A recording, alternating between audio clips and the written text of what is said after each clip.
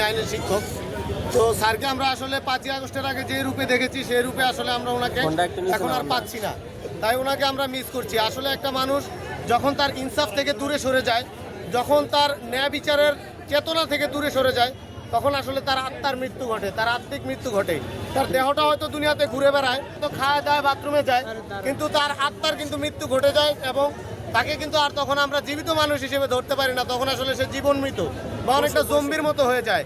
আসিফ নজরুল স্যারকে কিন্তু আমরা 5ই আগস্টের আগে যেরকম ন্যায়ের কথা ইনসাফের কথা বলতে শুনতাম, এখন কিন্তু আমরা ওনাকে আর খুঁজে পাচ্ছি না। উনি যদি জীবন্ত থাকতেন, উনি যদি ইনসাফের কাছে থাকতেন, তাহলে খুনিরা এরকম করে জামিন পেত না। আমরা যেভাবে দেখছি যে আওয়ামী লীগের দোসররা এবং আওয়ামী লীগের নেতাকর্মীরা যেভাবে করে জামিন পেয়ে বের হয়ে আসছে নিয়মিত ভিত্তিতে, এবং জামিন পেয়ে বের হয়ে এসে তারা যেরকম দুর্ঘটনা ঘটাচ্ছে এবং মারাত্মক দুর্ঘটনা যেটা হাদি ভাইয়ের সাথে ঘটালো, সেও কিন্তু জামিন পেয়ে বের হয়ে এসেছে। সেখানে স্যারের ভূমিকার যথেষ্ট অভাব আছে এবং স্যার আসলে ইনসাফ থেকে দূরে সরে গেছে বলে আমি মনে করি। আপনি মৃত্যু বলছেন, এখন আসলে ওনাকে জীবিত করার জন্য কি করা প্রয়োজন? আমি ওনাকে বলেছি আত্মিকভাবে মৃত, উনি কিন্তু ব্যক্তিগতভাবে মৃত না। উনার দেহ কিন্তু দুনিয়াতে চলাফেরা করে, খায় দায়, বাথরুমে যায়, কিন্তু উনার আত্মার হয়তো মৃত্যু ঘটে গেছে, যেই কারণে উনার কোনো ভূমিকা আমরা দেখতে পাই না, উনাকে আমরা খুঁজে পাই না। আপনারা দেখবেন যে একটা মানুষ যখন ইনসাফের সাথে থাকে, তখন তার দেহটা চলে গেলেও সে আমাদের মাঝে জীবিত থাকে, যার উদাহরণ হলো আমাদের হাদি ভাই।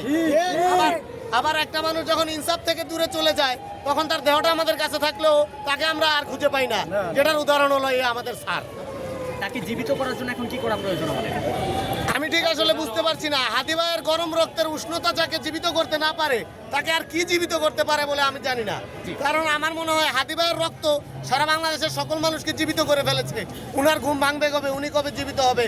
আমি মহান আল্লাহর দরবারে ওনার মাগ ফেরাতের জন্য দোয়া করি, যাতে উনার হেদায়েত হয় এবং মাগ ফেরাত হয় এবং উনি যাতে আবার জীবিত হয়ে উঠে।